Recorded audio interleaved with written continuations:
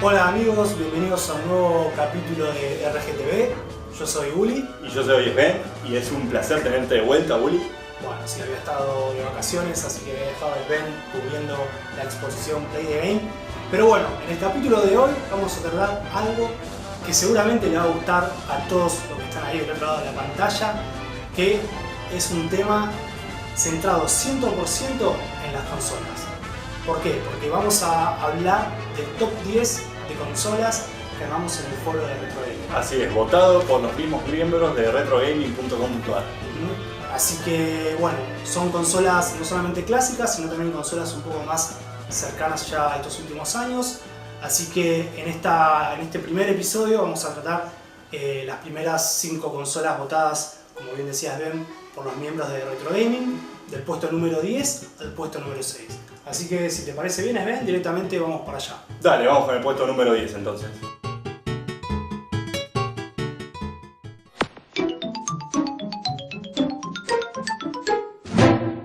En el puesto número 10 tenemos a la Nintendo GameCube. No podía faltar el cuito. No, nunca. Una consola que se lanzó el 14 de septiembre de 2001 en Japón y el 18 de noviembre de 2001 en Estados Unidos. Y una consola que a nivel diseño, y esto es una opinión personal, es la consola que más me gusta ya en toda la historia. No sé vos, Santi, si compartís. A mí me gusta la estética de la GameCube y algo de lo que discernimos que estuvimos hablando es que a mí me gusta cómo se siente el joystick, me parece muy cómodo y en tu caso creo que... Sí, me gusta la consola. Con el joystick tengo ya algunos problemitas. Ok. Pero bueno, como les decíamos, es una consola que se lanzó en 2001 y que vendió en toda su existencia aproximadamente 22 millones de unidades. Y Santi y Ben, ¿qué títulos acompañaron a la consola cuando fue lanzada? Bueno, de hecho tuvo bastantes títulos interesantes al momento del lanzamiento. En Japón de hecho se lanzó con el Luigi's Mansion, el Super Monkey Ball, ¿sí? Y el Wave Race Blue Stone. En Estados Unidos ya se lanzó con algunos títulos más, como por ejemplo Crazy Taxi, sí fue uno de los títulos de lanzamiento de Estados Unidos. Otro fue el Star Wars Rogue Squadron 2, Rogue Leader, Tony Hawk Pro Skater 3 y entre muchos otros launch titles en Estados Unidos. Bueno, ahí entre todos los que nombraste, sin duda el que más me gustaba a mí era el Luigi's Mansion. Hubo que super jugar bastante en la consola cúbica de Nintendo. Y también podemos hablar un poco de los juegos más destacados, ¿no? Hacer como un breve paneo de juegos destacados. Y bueno, a mí se me vienen a la cabeza juegos como el Metroid Prime, el Resident Evil 4, los dos Zeldas que vienen en GameCube, que era The Wind Waker y el Twilight Princess. ¿Qué otros juegos más? Bueno, Super Mario Sunshine, un clásico de GameCube obviamente, como todos los exclusivos de Nintendo.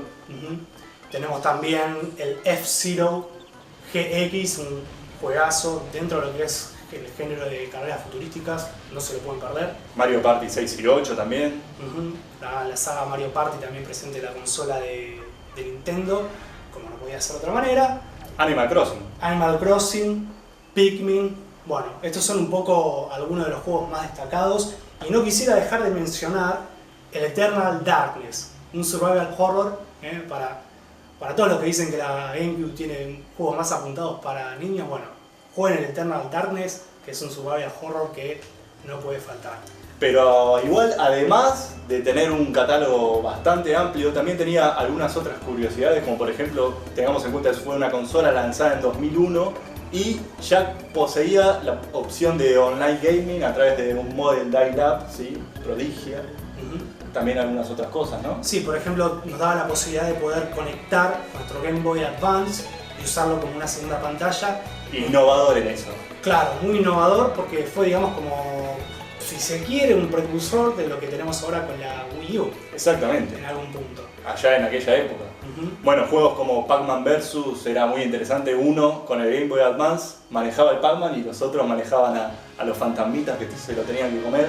Otro también, el Final Fantasy Chronicles, se podía jugar en multiplayer, ¿sí? Cada uno en su Game Boy Advance con la segunda pantalla. Tenía un par de cosas y bueno, no nos olvidemos tampoco de la Panasonic Cube, ¿sí? Que fue una GameCube con la posibilidad de tener lector de DVD, que era un poco más armatoste que el cubito normal. Solamente se lanzó en Japón y hubo muy pocas unidades, pero Sí, bastante completa la GameCube. Sí, recordando ese último punto que marcaste del Panasonic Cube, que el GameCube es un sistema que soporta MIDIs como forma de juegos. Y el último dato de color que me gustaría resaltar antes de entrar al puesto número 9 era que cuando encendíamos la Nintendo GameCube, si manteníamos apretado, si un jugador mantenía apretado el botón Z en la pantalla de inicio, En el primer joystick. el primer joystick aparecía como un sonido diferente al sonido original. Sí, sí, uno de los huevos de Pascua incluyó Nintendo y el otro era con los 4 joysticks conectados, manteniendo el botón Z presionado. Cambiaba también el sonido, era como un ninja que hacía la musiquita. Claro, imagino que todos lo saben, pero si alguno no lo sabía, ya pónganse a probar. Así que bueno, el puesto número 10 para Nintendo GameCube y ya mismo vamos con el puesto número 9.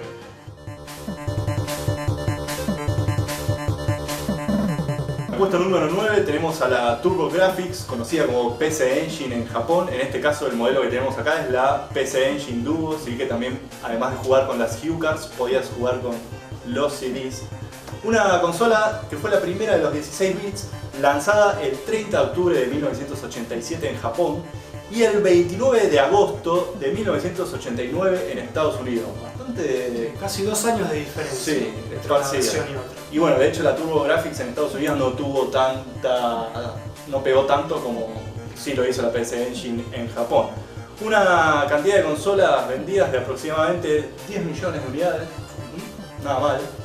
Y bueno, con títulos destacados en su lanzamiento como el Fighting Street, el Monster Lair y está bueno también hablar un poco de los juegos más destacados de este sistema. Bueno, tuvo el Legendary Axe.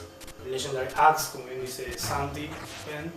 El Alien Crash y el Devil Crash, dentro de lo que es la saga Crash, por decirlo. Y yo quiero destacar también que es una gran consola para que les gustan los shmups o los juegos de navecitas, como le vamos a decir nosotros. Shoot 'em up. Con un juegazo que a mí me encanta mucho, que creo que solo está en PC Engine, que es el Super Star Soldier, la secuela a la versión de Famicom. Otro juego dentro de ese género muy destacado en este sistema es el Blazing Lasers. Y también tenemos la saga Bonk. Sí, Bonk Adventure. Peladito, Sí, sí, sí, sí. simpaticón. La mascota de PC Engine. Fue asumida como mascota de PC Engine más adelante igual. Sí, un poquito, sí, ya cuando la PC Engine estaba más instalada. Sí, creo que fue algo de lo que hizo que, bueno, Nintendo tenía su Mario, Sega tenía su Sonic y PC Engine recién entró más tarde ya con Bonk, que tampoco era tan conocido, sobre todo de este lado del mundo. Exactamente. Y se me vienen a la cabeza otros dos juegos que siguieron su época de vida más adelante, como el R-Type El R-Type, R-Type. por supuesto. y el Splatterhouse Un clásico. clásico. Así que nada, un poco estos son los juegos que estuvimos revisando destacados del sistema. Hay otros también, pero bueno, queremos dar como un pantallazo general. ¿Y qué curiosidades podemos contar de este sistema? Bueno, como bien mencionamos, si bien fue la primera consola de 16 bits en lanzarse al mercado, tenía la particularidad de que aún utilizaba un CPU de 8 bits. Que esto es algo que a veces confunde un poco a los gamers, pero era como que quizá no tenía tanto poder como las que salieron posteriormente en la era de los 17 bits. Y bueno, hay que recordar que más allá de este modelo que tenemos acá, hubieron otras versiones del sistema, como por ejemplo el PC Engine Super Graphics, que era un sistema que tenía mejoras en su hardware, pero que al final solamente pocos juegos lograron, digamos, aprovechar esas mejoras que el PC Engine Super Graphics tenía. Sí, unos 7 juegos más o menos, bastantes pocos del catálogo. Y también tuvo su versión en handheld llamada la Turbo Express o la PC Engine LT en Japón, que bueno, era para jugar obviamente con las HuCards y era una PC Engine portátil que también tenía recepción de televisión, atención con eso. Así que bueno, el puesto número 9, como bien decíamos, es para la TurboGrafx PC Engine. Y ya mismo vamos al puesto número 8. En el puesto número 8 tenemos a la ni más ni menos que Nintendo 64, ¿sí? La primera consola de Nintendo en jugársela de lleno en el mundo 3D. En una época en la que todas las consolas empezaban a tener CD, Nintendo siguió apostando por los cartuchos. Por los cartuchos, exactamente, una apuesta arriesgada, pero que pudo haber dado resultado o no, ustedes juzgarán por sí mismos. Una consola lanzada el 23 de junio de 1996 en Japón y el 30 de septiembre del mismo año en Estados Unidos, con una cantidad de unidades vendidas en total de aproximadamente 33 millones. Una consola que en sus inicios tuvo títulos que acompañaron su lanzamiento, como el Super Mario 64. Sí, un juego clásico que, de clásicos. Sí, revolucionó lo que eran los juegos de plataforma porque daba el salto al 3D y creo que sentó un poco las bases para lo que fueron a posterior todos los juegos 3D en plataforma. También estaba el Pilot Wings 64. Obviamente. Lanzamiento. Había que salir al mundo 3D con ese juego, con la clásica saga de Pilot Wings. Y bueno, obviamente también la Nintendo tiene un montón de. La Nintendo 64 tiene un montón de juegos destacados, entre lo que podemos recordar, por ejemplo, el Mario Kart, Mario Tennis, el Star Fox 64, el Perfect Dark, un juego muy del estilo GoldenEye también, para todo lo que le gusta los shooters en primera persona. También tenemos un Zelda, que era el Ocarina of Time. el Majora's Mask. El Diddy Kong Racing. Sí, que era como el clon del Mario Kart en cierta forma. Atención que también a destacar que la primera consola de Nintendo deben tener 4 puertos de entrada, ¿sí? Muy publicitada para jugar con todos tus amigos, invitar a tus amigos a jugar localmente como hacíamos en aquellos tiempos. Como curiosidades, Ultra 64 fue el nombre código por el cual se la conocía, que de hecho incluso en revistas locales llegó a publicitarse bajo el nombre de Ultra 64. Era la Ultra 64 hasta casi unos meses antes de salir. Era la Ultra 64, mirá eso.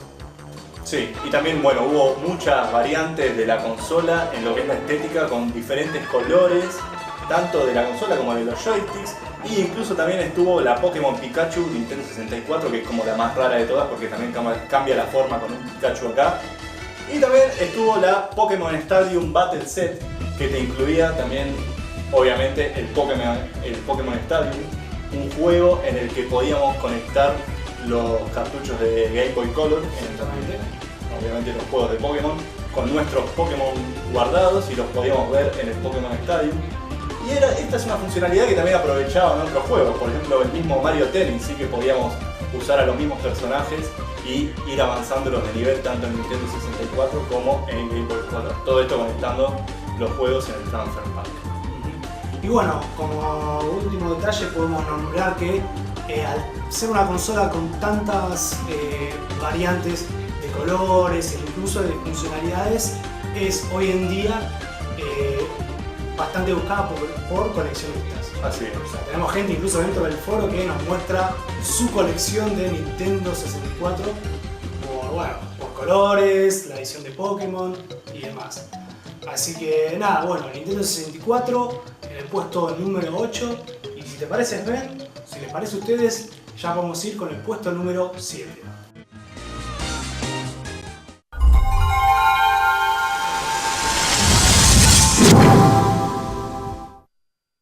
En el puesto número 7, como pueden ver, tenemos a la Sega Saturn, una consola que fue lanzada el 22 de noviembre de 1994 en Japón y el 11 de mayo de 1995 en Estados Unidos, y que durante su existencia vendió aproximadamente 9.5 millones de unidades.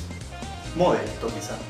Sí, estuvo un poco a la sombra de la PlayStation sobre todo. Y yo diría que sí. Algunos títulos, bueno, los títulos de lanzamiento sí estaban bastante buenos, como por ejemplo Virtua Fighter, Clásico. Panzer Dragoon, Daytona USA.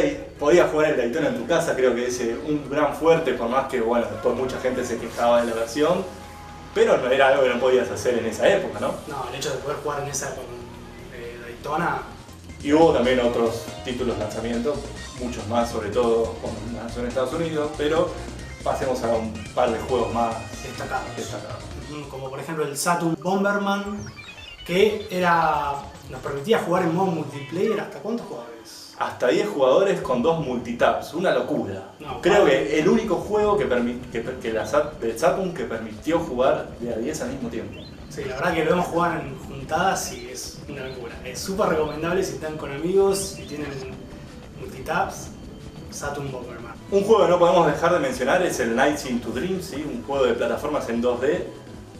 Medio mentiroso porque en realidad los fondos son en 3D, pero siempre nos movemos sobre un único eje horizontal. Ese era un poco, digamos, lo más destacado, no lo más destacado, pero era una característica propia de la Saturn, hacer mucho uso del 2D.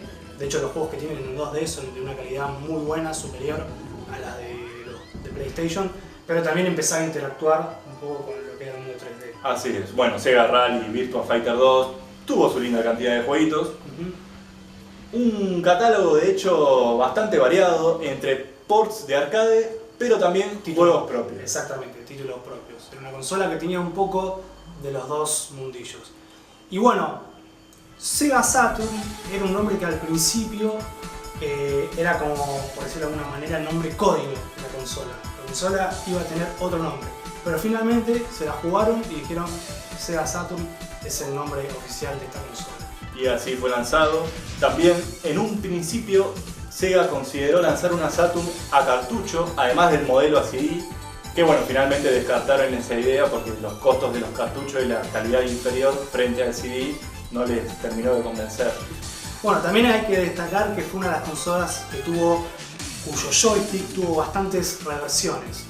Creo que el más famoso fue el 3D Pad, que incluía un control analógico y varios sticks arcade. Sí, sí, y bueno, obviamente mencionar que cuando se lanza en Estados Unidos se lanza con una reversión del joystick japonés que finalmente mucho no funcionó y lanzaron un segundo modelo del joystick idéntico al modelo original japonés. Y atención que también tenía su modem, ¿sí? El Sega Netlink, mediante el cual podíamos, bueno, lo insertábamos en el slot para cartuchos y podíamos jugar multiplayer. Incluso en Japón hubo un servicio pay to play a mediados de los 90, para mí increíble. ¿Qué nos permitía eso? ¿Pagar por internet? Nos permitía pagar para jugar. Mira. Pay to play. Es como pay per view, pero para... Pero también se podía navegar por internet y se podía navegar por internet y mandar correo electrónico también. En Japón. En Japón. Estamos hablando del año 1994, no nos olvides. Y bueno, como última curiosidad técnica podemos destacar el Play Cable, que nos permitía conectar dos consolas para jugar multiplayer en dos pantallas, dos televisores diferentes. Así que bueno, la Sega Saturn, una consola también bastante solicitada entre coleccionistas, entre gente que viene de Oriente y que puede traer, guiño guiño. Así que bueno, Sega Saturn en el puesto número 7. Y si te parece bien, Sven, para terminar esta primera parte vamos con el último puesto de esta primera tanda, que es el puesto número 6. Vamos al 6 entonces.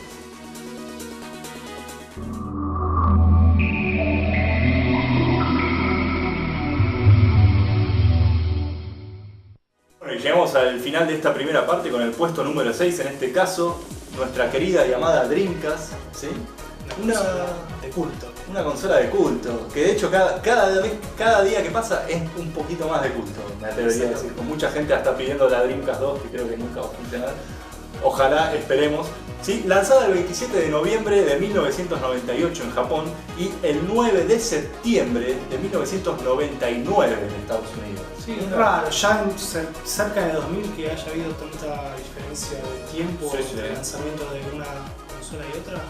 Aproximadamente 8 millones de unidades vendidas, lamentablemente bastante poco comparado a lo que venimos hablando hasta ahora, pero que tuvo sus títulos de lanzamiento. Un título de lanzamiento como por ejemplo el Virtua Fighter, el Aero Wings, el The House of the Dead 2, el Blue Stinger, el Sonic Adventure, un clásico de la consola, un clásico de los juegos en plataforma 3D. Mortal Kombat Gold.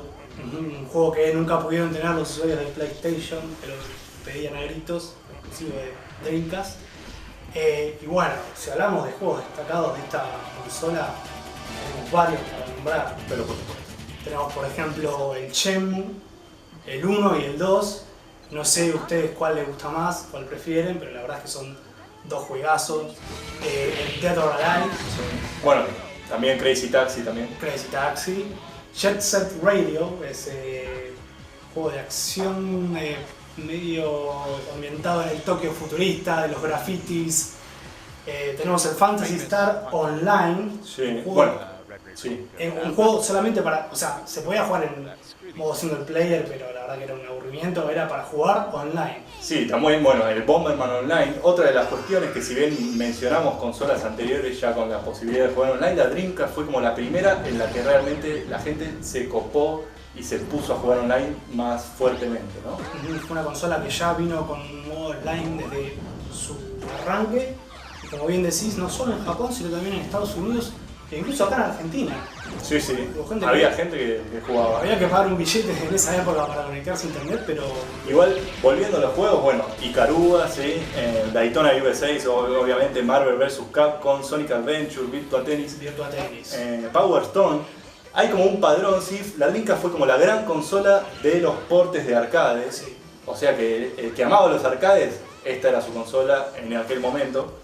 Y bueno, pero como también estábamos hablando hace un ratito, el hecho de tener un modo online es como que, digamos, un poco ampliaba la variedad de títulos y ofrecía no solamente juegos arcades, sino también juegos para poder jugar con gente alrededor del mundo. Sí, ampliaba también la funcionalidad, permitiéndonos navegar por internet y enviar correo electrónico, incluso chatear. Exactamente. Como curiosidad de la Dreamcast, si uno dice ¿por qué no le fue bien? Bueno, hubo varios problemas. Uno de ellos fue al momento del desarrollo, ¿sí? Que tuvo muchas idas y vueltas incluso entre Sega Estados Unidos y Sega Japón, hasta que finalmente hasta cada una de las divisiones estaba trabajando en su propio prototipo. Bueno, finalmente se decidieron por el prototipo que estaba trabajando Sega Japón.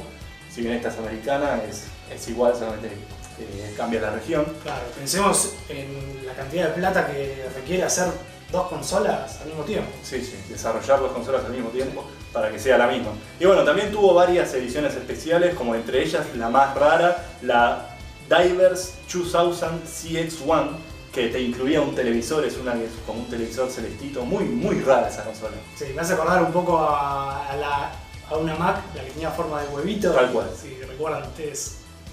Y bueno, para los que piensan que Microsoft se metió en el mundo de las consolas con la Xbox, no es así. ¿Por qué? Porque el sistema operativo de la Dreamcast fue desarrollado nada más y nada menos que por Microsoft.